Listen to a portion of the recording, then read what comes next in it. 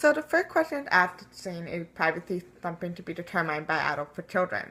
And I think no, just because young people have different interpretation of what privacy means in digital spaces. Based on the chapter, it discusses how adults tend to think that, teenagers post too much or they share too much information, leading to thinking they don't seem to care about their privacy. However, teenagers do value privacy in a different way, but not up to the standard that adults perceive to be important. So, for example, Boyd introduced Waffle, who expressed how every teenager wants privacy to be able to connect with their friends. And in addition, Waffle also expressed how adults tend to be ignorant into thinking that teenagers don't seem to care about their privacy. And I think this emphasized the idea of how adults think they're hiding, but they're not.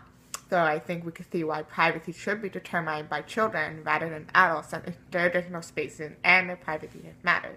Leading to, I think, the default setting in privacy is different for youth and adults because teenagers keep actively trying to achieve privacy and to avoid adult surveillance, to control their digital spaces and to interact in the public networking. And in the chapter, Boyd emphasized how teenagers are not concerned about privacy in terms of government and corporation, but they just want to get away and get a sense of freedom from adult surveillance.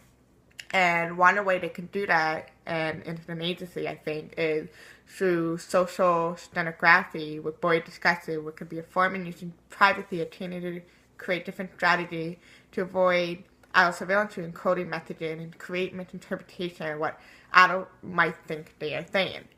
And I think this leads to why having agencies to self-determine privacy is important, because they should have the freedom of speech and privacy only to interact with their friends and to participate in digital culture.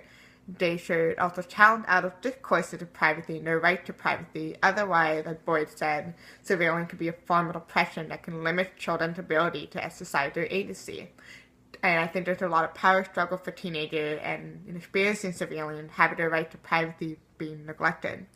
And the chapter also argued that even when teenagers try to express their feeling on the need for privacy, adults tend to neglect them. So I think therefore it's very important for you to self-determine their privacy, since it's their life, their right, and it should not be solely controlled by adults.